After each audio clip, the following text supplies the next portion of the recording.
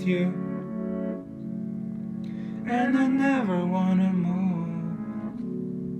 But something's changed, something's new. Something's changed about you, and I don't really mind.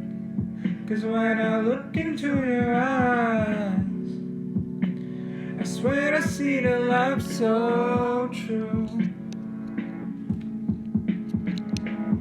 But I love you more, I love you more, more.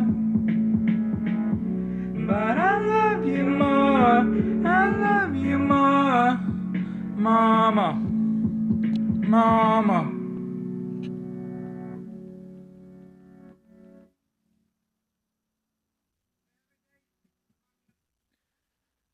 Hi. Here on this radio show, we like to support new artists, unknown artists, and we hope that you will go and support them yourselves, because we support good taste in music, good taste in art,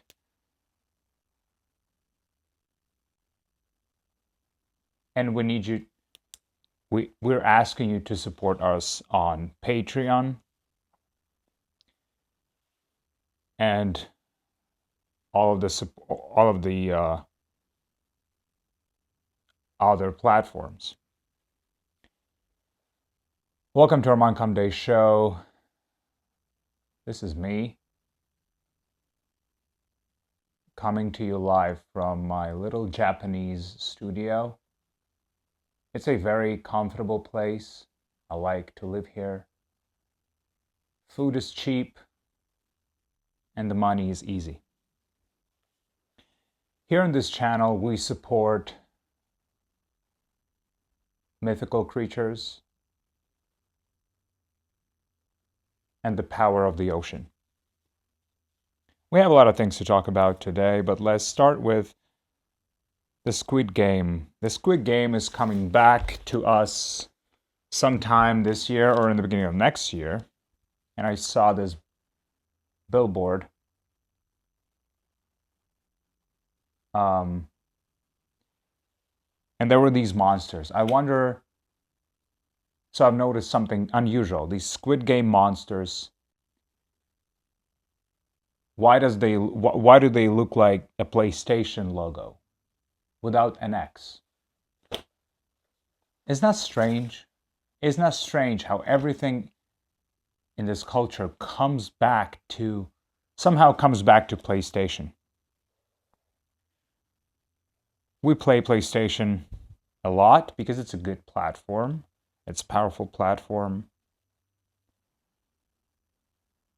But one of the topics of today's program is credit card debt. And I'll have to just open up to you a little bit here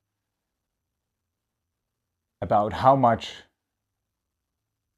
of a credit card debt I have.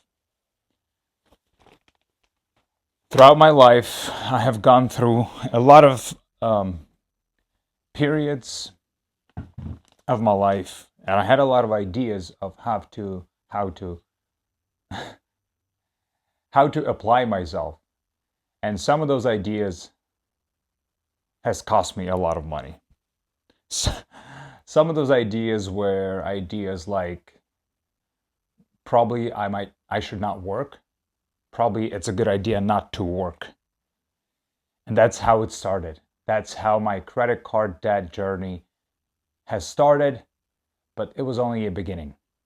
Then I decided to try some questionable projects in financial markets, and I was really good at it. I was one of the best financial people in the market, but that did not stop me from losing vast amounts of money. And I'm talking multiple cars amounts of money. Do you understand how awesome that is? Do you understand what the essence what the essence of our economy is. You are free to run wild and try your wildest ideas. Some of them might be good, some of them might be bad, but most of them are guarantee. Most of them guarantee to lose you money. If your ideas are good, maybe you will lose a little bit of money. But if your ideas are bad, we're talking multiple cars. We're talking multiple cars of money, and the credit card companies, they're happy. They're happy to give you all of this freedom, right? Credit card companies, they just have one question. They just have one question. They say, "What do you want?"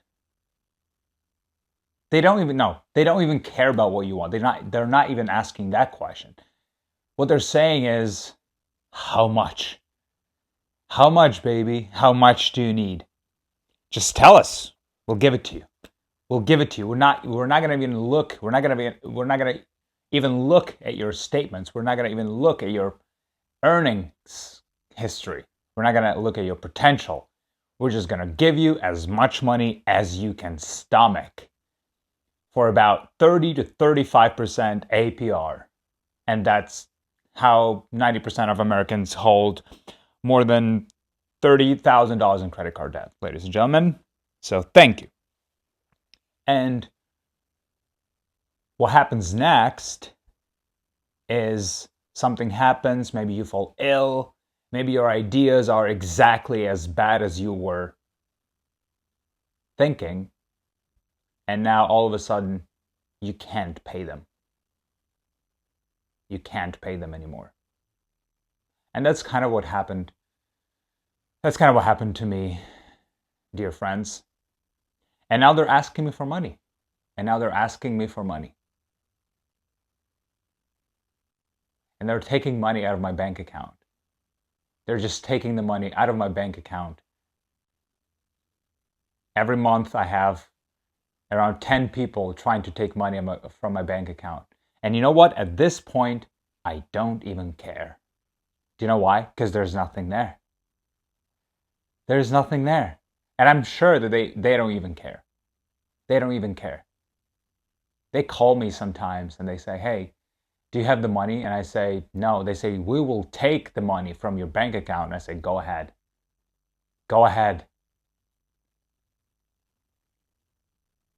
Because as of today, my bank account checking balance, and I don't have savings, is about minus $90. I'm going to write that down. Minus $90. And so they come and they say, "We're going to take your money." And I say, "Sure. Go."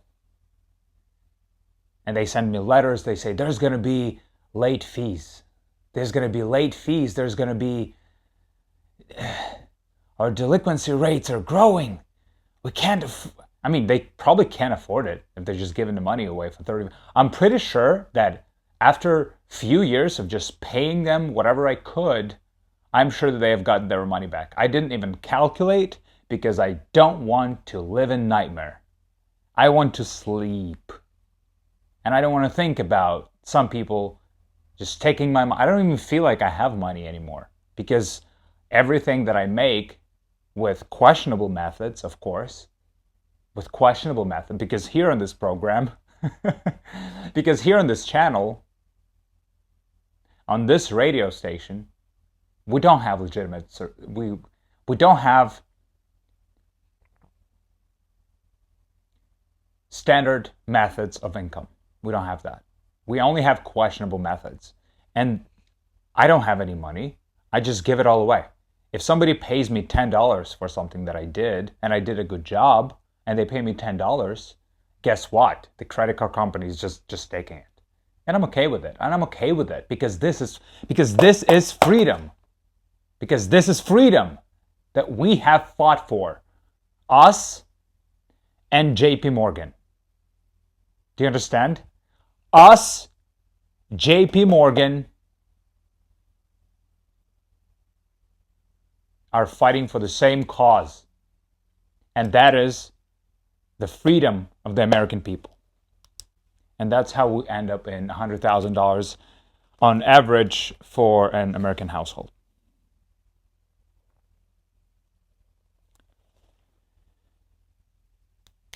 So we all win, in a way.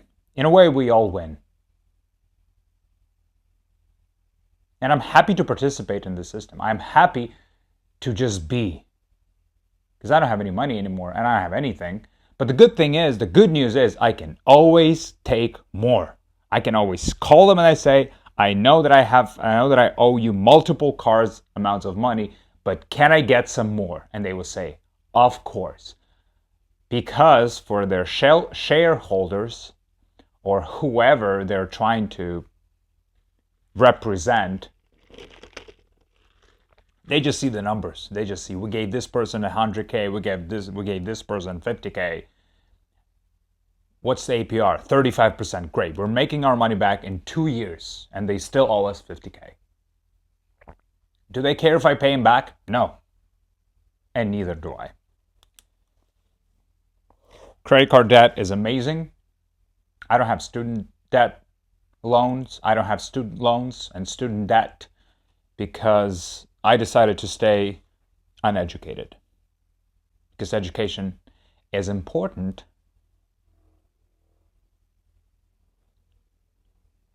But not for everyone.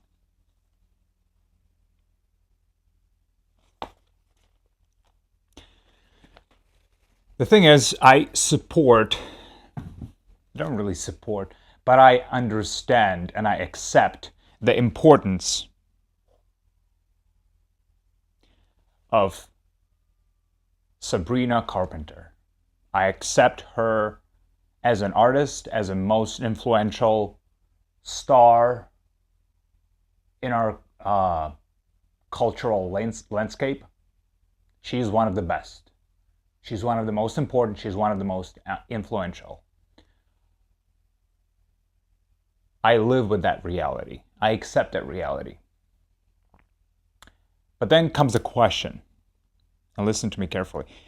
If so great and groundbreaking that she is, if she's so artistically gifted and her art is the blessing that is bestowed,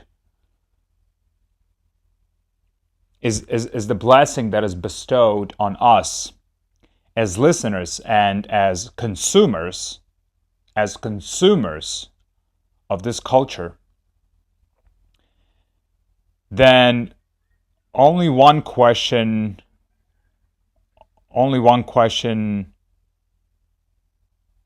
comes to mind.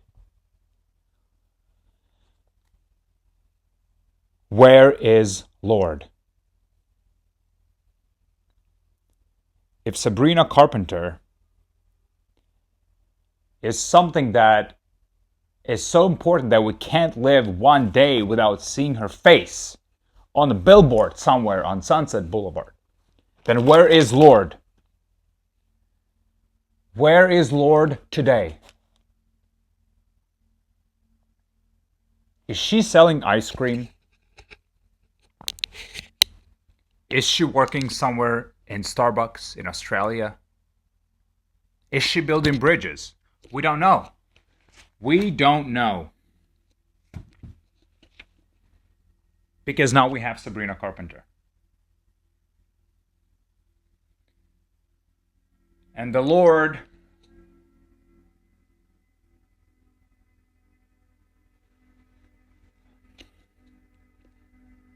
has just disappeared.